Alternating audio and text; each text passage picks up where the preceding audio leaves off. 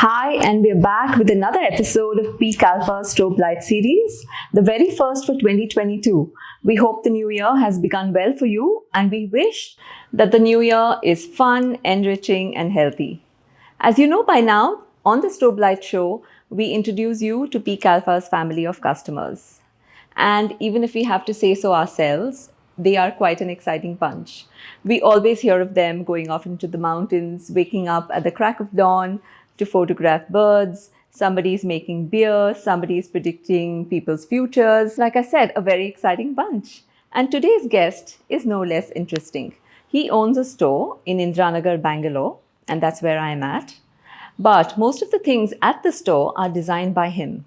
Let's go see who he is and also get ourselves some retail therapy on the side.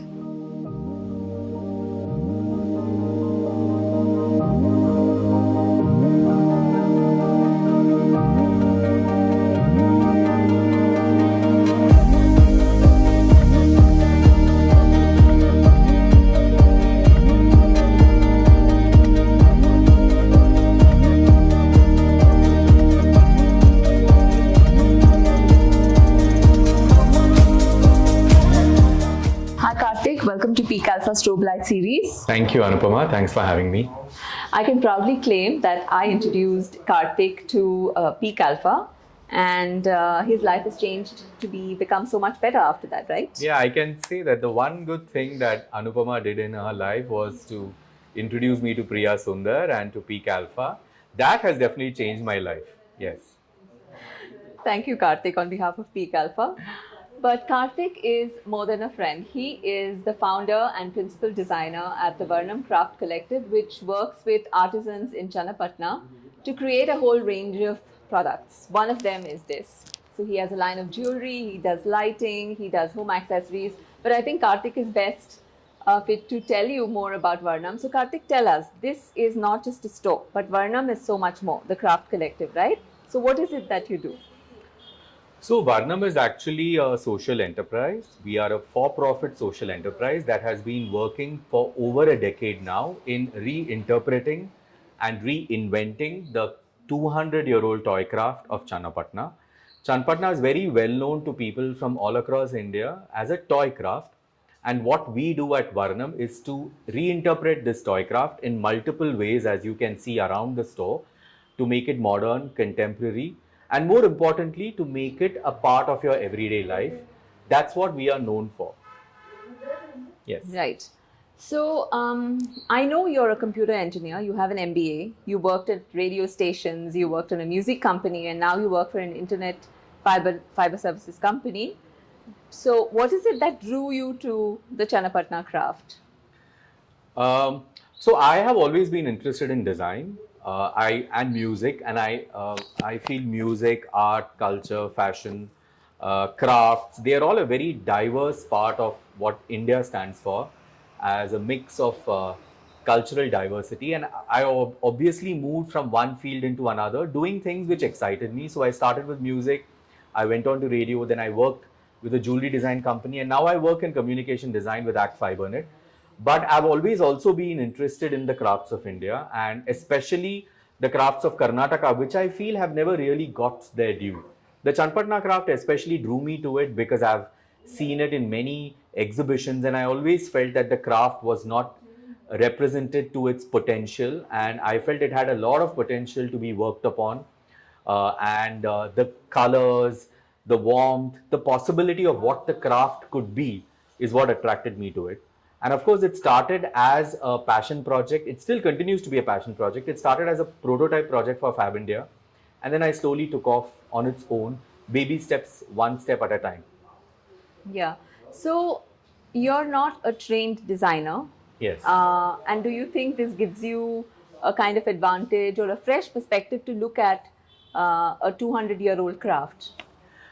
So when I started off, I always used to feel I wish I had trained in design, because then I could use the various softwares and I could perhaps have a different trained eye to look at it. But now that I've been doing this for a decade and also having interacted with a lot of design students and designers, I definitely feel my biggest strength and what makes me able to look at product design differently is my background in engineering. I think engineering helps you, brings a certain discipline and a certain form of analytical skills, and also looking at products in a 3D, in a three dimension, comes very naturally to us. So I definitely think that my engineering background, which I mean, I thought then was perhaps a waste of a seat because I was just not interested in it. But I definitely think my engineering background combined with my MBA in marketing helped me not only design but also present and tell the story of the craft very differently. Yeah, and I've seen that over the years your range has grown. For example, these are Christmas ornaments that you've made, and this is something that you wouldn't see in coming from out of Channapatna, right? We had the traditional Dasara Gombe, very Yeah. traditional toys. Yeah. But you've extended the line and you've got lighting. So can you just take us through all the different products you have, or Yeah. at least some of the most popular products? So Chanpatna Toys is a GI tagged craft, which means it's a geographical indicator craft, Right. which means that the craft is indigenous to Chanapatna. And if we have to use the word Chanapatna Toys, then you have to make use of the raw materials and the craft people, and it has to be produced in Chanapatna. Now, when I started with the craft in 2011, to be precise, everyone associated Chanpatna with toys. So it was always Chanpatna Toys. And I felt that the skill sets and the craft lended itself beautifully to create other products. So I started with lighting, and that really took off very well. Then I started doing home and jewelry. It was much later that I started designing toys because I felt that toys was a very, very involved category, and I needed to have a solid background in at least education and with regards to kids and children. So I only started doing toys much later when I was very comfortable with the craft. So today we have more than a few hundred designs which spans across toys, home accents, lighting, and of course our most popular continue to be our Christmas ornaments, and also our unique approach to reviving a lot of the lost traditional dolls of Chanapatna, which today if you see a lot more units have started doing it, but it had died down. And I was among the first to start reviving a lot of these traditional Dasara Gombes of Chanapatna. So this is the Christmas tree decoration that you've done. Will you take us through some of the products that you've designed specifically for Christmas? Yeah, so Varnam is now come to be known for our signature white Christmas tree, and we just kept it very organic from branches and twigs that we find around, and we just add our little character to it. So a lot of the ornaments here, in fact, all the ornaments here are not what Chanpatna traditionally does. So while you have the regular baubles and bells, we thought why not add a quirky twist to the whole Christmas affair. So for example, here you have like the little angel bell that you see. Here's a little reindeer Rudolph, which is like a tree ornament. We have these bells, which are our popular, as we call it, tunti tuntas, or you know, the little animals. So these is a little frog bell. We have a little teddy bear. We have a little donkey and a mouse. Then we also have this owl bells. And then we've created characters like these little elves. We have here a snowman, and that's another very popular snowman. And then we have this little jar that you can use. So all of these are kept in mind that people want to gift during Christmas. So here we've created a little Xmas tree, but it's actually a bottle cork opener. So that becomes a great gift. And so this tree is full of at least 100 designs and ornaments. This time we also did these little vegetables that you can hang on. So this is Varnam's home section, and I think these are your most famous paper towel holders, right? Yes. I have one at home. Yeah, so just take us through, and these are your award-winning design. Yeah, so obviously our most popular and one of our oldest designs is the, as we call it, the Kurvi paper towel holders, which is just essentially a little colorful, quirky thing to have your paper towels. And then this is called the Oingston, which is essentially a coaster set which is inspired from a big toy, and this is actually won us an award as well. And this is the other one which has also been a crowd favorite, which is the Goo Base. This is also an coaster where you open that out and you get coasters. Then this is something that we did recently. These are noodle or pasta jars. And another popular one is this wine bottle holder, as we call Snappy, the wine bottle holder. And as you can see, there are flower vases. This is again extremely popular, which is these spice jars. You can keep spices in it. Um, and then you have these little scoops that you can use. We have these bar accessories. We have cookie jars. We have salt and pepper shakers. So essentially, a lot of things that people can use in the house, and it's fun and they make great gifts. So yeah, that's our interpretation of this toy craft in the home category. We're now at Varnam's toy section. It's a collection of traditional toys interpreted by Karthik in his own interesting way, and also a lot of educational toys, right, Karthik? Yes. So all the toys that we have done, they are not actually the traditional toys. They're all toys that I have created to keeping in mind what the kids of today want to play with. So while we also have like this traditional, as we call it, the quackers or the duck toy, which is done with natural child-safe colors, or again one of our very popular toys, which is Puff the Magic Dragon, because there was such a huge interest amongst kids for dinosaurs and dragons. So this is again another toy that we've created, which is extremely popular. So in addition to the push and pull toys, we've created board games. We've also created a lot of stacking toys. We've created toys that are inspired from Montessori. So this is again another toy which is called the Rainbow Stacker, which is very popular amongst kids. It's a toy that's very Montessori friendly. Or we've created these little toys that help kids to pick up their motor skills, which is a magnet toy that they can work with. So a lot of toys that we create are in a way original because it doesn't exist in the market, but we've created them using the Channapatna craft. We've created them using natural safe dyes, and we've kept the modern context in mind when creating these toys for kids of today. This is Varnam's jewelry section. You'll find necklaces, bangles, and a lot of favorite designs here. I think this is your trikon, which is a very popular design, isn't it, Karthik? Yeah. And a variation from the usual Channapatna necklaces, which are usually with the beads, right? Yeah. So Channapatna traditionally doesn't do jewelry, and even if they do, it's just a string of beads put together. So we decided to have experiment with the forms and shapes and different. So one is of course the trikon. The other one is this, which is another design which is simple and classic. And of course what you're wearing, which is a multi-layered design. This is another one which has become extremely popular, and we call it the drops. They're inspired from water droplets, and the idea is to stay true to the craft and just work with the simplicity of the craft to create products. We have a whole lot of designs in terms of necklaces here, and we also started doing. I also started working with the Bidri craft, which is another craft from Karnataka, and this is an award-winning project again for us, which is called Boonde, which is inspired from the water drops. And this is, of course, a brass and copper inlay on metal. So, so that's some of the... And then, of course, we work with a lot of necklaces. We have a lot of bangles. These are, again, with some of the new colors that we work with. We've started working with blues. So these are all jewelry pieces that are extremely popular, and they continue to sell.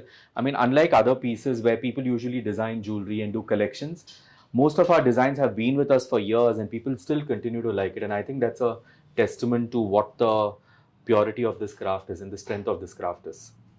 So this is the section where we see Varnam's shirts for men, right? And a few saris that you've done too. So will you take us to them, Karthik? When did you get into making shirts? So shirts started as a fun way to promote the story of Channapatna.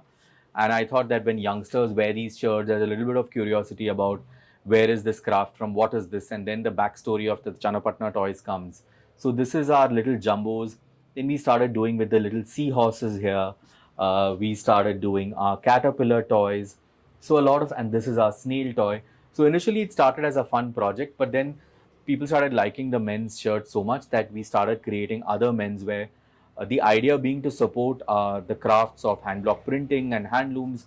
So we started working with ikats, and then we also started doing gubes in terms of block prints. So that what started as a little fun project became one of our best-selling and signature categories as well. So these are Varnam's lamps. I think this is your very first design, isn't it, Karthik? Yeah, so this is inspired actually from the South Indian diya or velaka as we call, and this is one of the first few designs that I did, and it's 11 years and it still continues to sell. It's a table lamp, and another popular design of ours are we worked with this khana from North Karnataka, Guled, and where we combined these, made lampshades out of them and combined them with the Chanpatna craft. So these again are extremely popular, and they continue 11 years on. They still continue to do. So this craft being a toy craft, people don't look at it as lamps, but as you can see, we've created a series of table lamp bases and floor lamps and drop lamps, and we've also created shades using fabrics from handloom fabrics from South India. These are from Andhra, ikats, to create interesting lamps and table lamps, floor lamps, drop lamps. Another thing that we're very proud of is floor lamps. Now the craft has a lot of limitations in terms of its length and dia. We worked around those limitations to create these almost 4.5 feet floor lamps with the Chanpatna craft, and this is again, I would think it's an innovation in the craft that nobody did this before. So the craft, as you can see, lends itself very beautifully to various forms and genres, including lighting. So this is Varnam's trophy wall, right? All a collection of the awards and trophies you won, and this is your most recent one. So tell us about it, Karthik. Yeah, so these are some of the awards that we've got. But the most recent one, which we got last year, was by AICA, or All India Artisans and Crafts Association, which is a registered non-profit body that works with artisans from all across the country. And we got this for being the most sustainable financial model during COVID. I think we were very quick to react to COVID, because in March of 2020 itself, I realized that this is going to be something that's going to last for a long time. So I started with closing down one of our stores, because I realized people are not going to be coming into the store. And also we took a decision to close down our store in Bombay, which was a collective between a few designers, because people weren't walking into retail stores in Bombay. And we decided to keep this store on. And in order to support the store, I quickly moved on and revamped my entire website, went in for a new design, and put a lot of focus in ensuring that it was stable. And that really started taking off. So even during COVID, people started ordering online from our website, even though they couldn't come to the store. So I think our ability to react and move and pivot quickly, to cut off excess baggage, and to see and ensure that our main focus was on the store and the website paid off. And this beautiful Bastar craft award that we've got is, I think, a tribute to that. So this is an award you got for the best financial and sustainable model for Varnam that you created. What about your own personal journey of finances with Peak Alpha? So I think as a South Indian, we have always been taught to be a little frugal with our expenses and save. And that's something that I have personally learned from my father, because he was a government officer and he believed in saving every month. And for me, that discipline continued. So while I do spend, I also save. And I think thanks to Peak Alpha and Priya, I've been able to look at finances a little more with a zoomed in perspective. And it definitely brings in a lot of discipline to how I look at keep my expenses in check every month, and also to ensure that I do put away money every month, whether it's for the future, whether it's for retirement, and also definitely for travel, since I like to travel every year. So to keep aside funds for that. So in that sense, Peak Alpha is definitely very hopeful for me, because it's giving me a very, positive future to plan for my retirement. Yeah, I couldn't agree more with you. I think as being a customer of Peak Alpha first and now an employee, I think what it does is it gives you a sense of discipline and makes you look at your own finances, your spending in a very sort of, zoomed out kind of a way. Yes. Yeah. So you said that this is a 200-year-old craft, and you mentioned also that it's a struggle for you to keep artisans to come back to the workshop, to stay committed to the craft when there are other jobs available for them. So as somebody who's been working with this craft for the last 10, 11 years, and you know the challenges, what kind of external support do you like or have you got to sort of help you along your journey? So Varnam has been a very bootstrapped enterprise, and it started, I think, the first few years. In fact, I had to pay from my own salary, and that's one of the reasons why I continue to work in the corporate sector, so that I don't depend on this for a livelihood. But we've been bootstrapped, but we've been self-reliant. We've been profitable. We're one of the few stores standing in Indiranagar in spite of COVID, because otherwise you will see a lot of to-let signs here. And I've been very, very frugal in terms of keeping my expenses low and only focusing on ensuring that the artisans have a sustainable livelihood. But it's definitely a challenge because most of the artisans have moved on to projects which are far more sustainable for them. And I think what would really help is that if people looked at our Indian crafts and looked at organizations that like us and invested in organizations like us to keep us sustainable. Because the very fact that in spite of being a small enterprise, we are profitable, it has a lot of potential to expand and to do well. There are still so many people who don't know about our work nationally and internationally. And I think definitely support in terms of schemes from the government, from companies that look at for-profit enterprises with a different eye, because most often, in fact, every time CSR projects are focused at NGOs. And for some reason, being a for-profit enterprise is looked upon suspiciously. I hope that viewpoint changes. Also, we may not support thousands of artisans, but we affect the livelihood of many in the way we approach craft through design. So I feel that the lens that is used for supporting should not just be the numbers of artisans that you touch.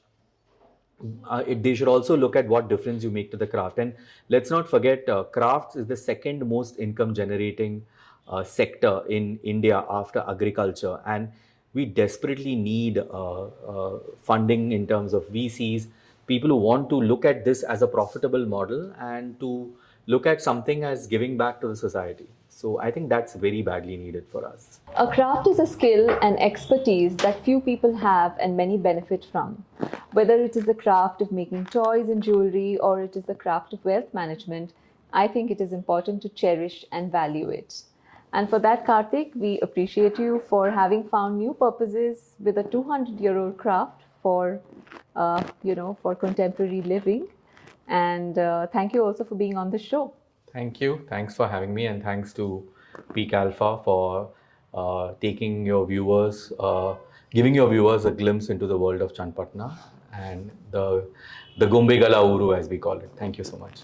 I hope you enjoyed the show. As always, I'll leave you with our email ID, hello@peakalpha.com. You'll find it below. Please mail us with your comments, suggestions, and compliments. We'd love to hear from you.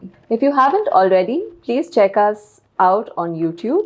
We have a lot of the strobe light series there, and we also have lots of educational videos from the Peak Alpha team. This show is now available as a podcast. So if you wish, you can listen to us as you're taking a walk or you're watching the sunset. So that's it from me. I'm wishing you, and I'm joined by the Peak Alpha team, to wish you a very, very happy 2022. Wish you a very safe, healthy and happy new year. And I will see you next month. Bye.